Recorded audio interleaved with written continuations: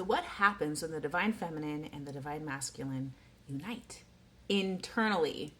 You ever hit that point in your healing where you realize you're not chasing or fixing or rehearsing anymore? You're just balanced. And it's not boredom, it's union. You see, when the divine masculine and divine feminine finally meet, that's when you stop swinging between extremes. No more all hustle and no flow. No more all intuition and no structure. You become both the dream and the discipline. And it'll feel like coming home to yourself. The feminine no longer begs to be seen, right? She is witnessed. And then the masculine part of you no longer overworks to be valued. He's just trusted. They stop competing for control and start collaborating for purpose. And that's when you stop getting addicted to chaos.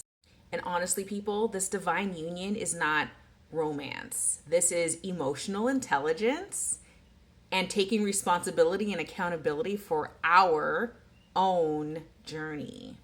It's your energy. Your inner masculine builds the life that the feminine is envisioning, right? That's why I do Tuesdays for that inner child. That's why. Because the feminine in you is like that inner child, fun, light, flow, freedom, right? You have to build the structure and stop getting addicted to the chaos. You can't just live in the inner child. Those people end up in jail. If you can unite your inner child with the structure and direction and purpose of the masculine part of yourself, that's when it all makes sense. So this is what wholeness looks like. You move with confidence, but you're still enough to listen to your intuition.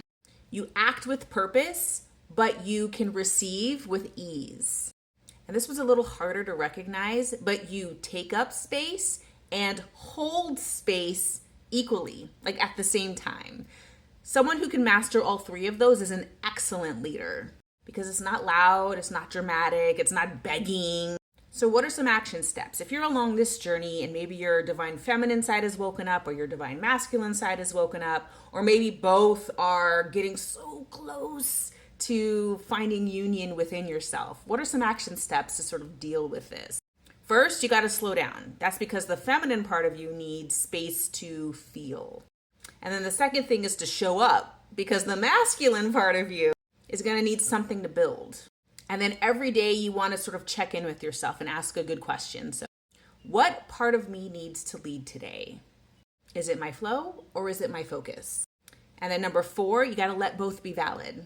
That's the magic. It's not one or the other. They just work together. They collaborate. All right.